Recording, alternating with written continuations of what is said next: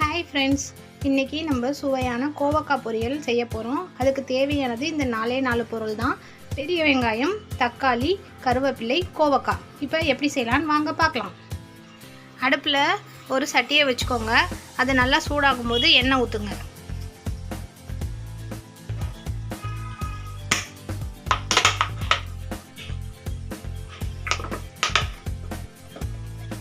எண்ணெய் நல்லா சூடாகட்டும். எண்ணெய் நல்லா சூடாயிடுச்சு. அது கூட இப்போ ஒரு ஸ்பூன் சோம்பு சேர்த்துக்கோங்க. சோம்பு நல்லா பொரியட்டும்.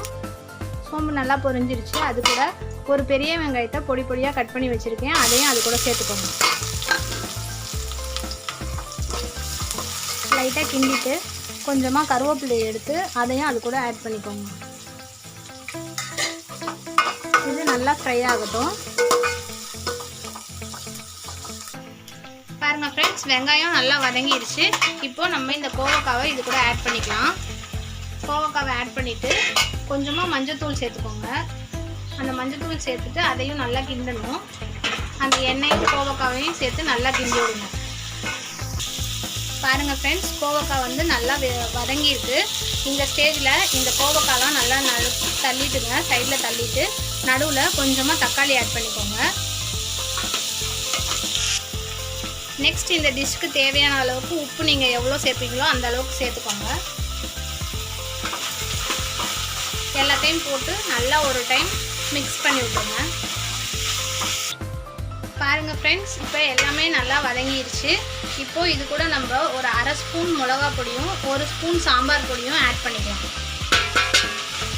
ஆட் பண்ணி நல்லா கிண்டிடுங்க. நல்லா கிண்டி விட்டுட்டு இந்த கோவக்காய் வேகிற அளவுக்கு ஒரு டம்ளர் தண்ணி சேர்த்துக்கோங்க.